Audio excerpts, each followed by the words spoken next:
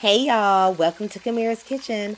Today we are making some delicious juicy fried ribs, some red rice with that smoked sausage. I have a chicken macaroni salad for you as well as some green beans. Now if this soul food meal sounds good to you, go ahead and give me a thumbs up and also subscribe to this channel. And if you love soul food, check out my ebook in the description box. I have a ton of delicious recipe ideas in there. We're going to start by marinating these ribs. Now, these aren't true ribs. These are like those country ribs that don't have the bone in it. And I'm going to add in about 2 tablespoons of mustard as well as some of this garlic lemon seasoning. Now, I know this says Poultry Magic, but baby, we using it like we using it on the poke, okay? And it tastes so good. And I love this Cajun garlic seasoning because it's not too salty. And I'll link it in the description box. And it has a great flavor. But you can use any low sodium Cajun seasoning that you like. I'm going to go in with a little MSG, people. Okay, don't tell nobody. Don't tell nobody. But it's going to make your ribs just delicious. And you're not going to be able to just have one. Okay, I'm going to add some salt and then just enough buttermilk to coat the pork. You want this to marinate for at least an hour, if not overnight, for it to get tender. I let mine marinate 1 hour at room temperature. And it does need to be at room temperature before you start to fry. So that's why I did that. Into my container, I'm going to put in my self-rising flour and pretty much the same seasonings that I put on the pork. I'm just doing this to taste. However, I am going to add in about a teaspoon of chicken bouillon for a really great flavor. Now, you want to make sure your flour is seasoned but not salty. So don't go overboard with the salt. Once you mix it together, go ahead and put in your ribs. Pretty much frying these like chicken. So I'm going to go ahead and coat them, toss them around, but shake off the extra. However, you don't want there to be a super thick coating the way you might want on chicken. So I'm putting it on pretty thinly. Now I know y'all see this big guy right here. Okay, so I should have cut him in half. So if you get a big rib like this, go ahead and cut it in half so it can be in smaller pieces. Now, it did fry up and he did taste good, okay, because we did eat him. But it's a little bit easier to manage when they're a bit smaller.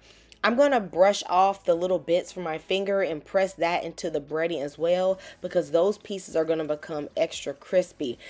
My oil was heated until about 350 degrees, and I just like to test that with a chopstick. And then I go in and put in my ribs. I'm only going to do 3 at a time because these babies is big, okay? And I'm going to let them cook in total for about 8 to 9 minutes. Kind of the way you would do chicken. Because there's not that bone, they are going to cook a little bit quicker. You want them to have a nice golden crispy crust. Now, honey, you do need to eat these pork ribs kind of quickly after you fry them. Because they are so juicy, the coating can get a little bit soggy because that juice sort of starts coming out of that pork rib. So even though I'm showing you this recipe first, I would suggest that this be one of the last things that you cook when the other items are already done. But you marinate the pork chop first, let them sit, cook everything else, and then you cook this, you fry them up last. My husband and one of my best friends absolutely love this. This is an incredible fried pork rib recipe. Let's dig into this chicken macaroni salad. This was one of my favorite things from this meal, no lie. Like, I could not stop eating this, and you will not be able to stop eating this.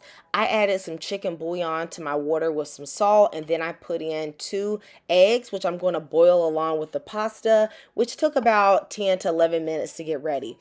Once I rinsed everything with cold water and everything had cooled down, I went in and chopped my eggs. And I like to go ahead and stick my pasta in the refrigerator so that it can get really cool.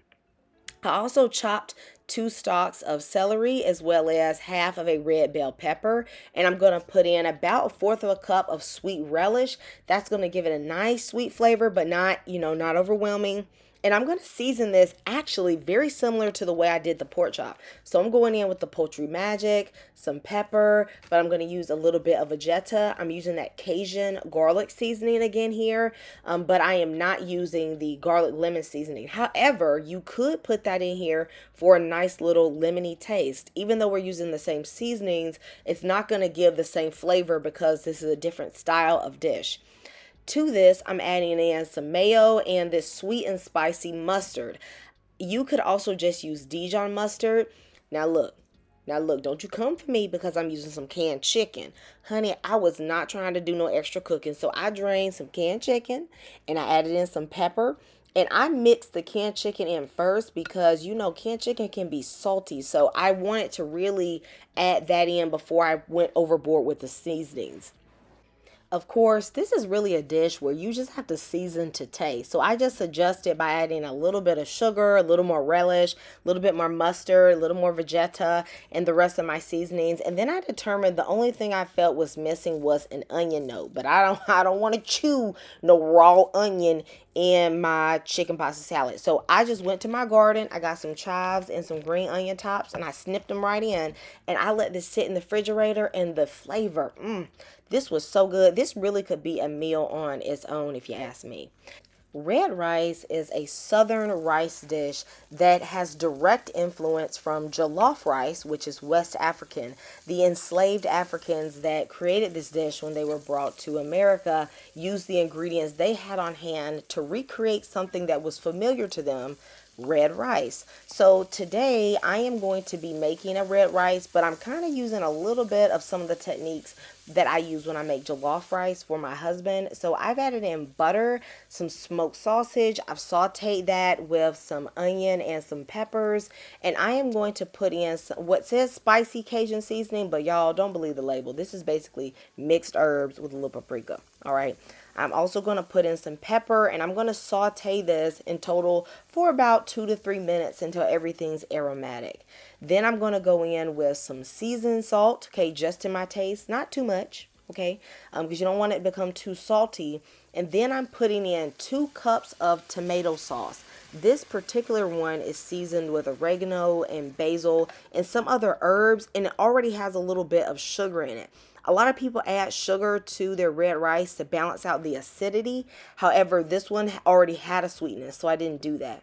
If you base your red rice on tomato paste, like a lot of people do, then you probably will need that extra sugar. But I prefer to use the sauce instead. If you're Gullah Geechee, tell me the way that you make your red rice. I was really exploring how you guys do this. And honestly, I found it really hard to find a recipe that had measurements. So I kind of had to play around and come up with my own based on my knowledge. So if you're Gullah Geechee or from South Carolina, let me know how I did or give me some tips at the end of this, okay? I'm now going to put in some water and I'm also going to go in with 2 cups of extra long grain rice and then I'm going to mix this together. I'm going to cover this up and I'm going to bake mine in the oven at 375 for 30 minutes at first before I check on it.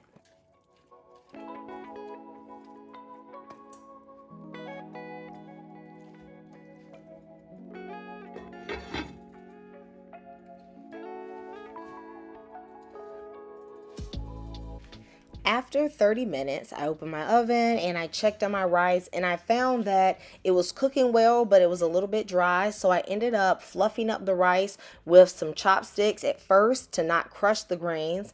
Then I went in with some water and I also went in with a little chicken broth. So in total, I ended up adding 2 cups of water and 2 cups of tomato sauce for 4 cups of liquid. All right, I mixed this all together and then I allowed this to bake for about 15 more minutes. After that time, I took it out of the oven and I let it sit for 5 minutes with the lid on undisturbed. That way I feel like you get the fluffiest, most delicious and moist rice.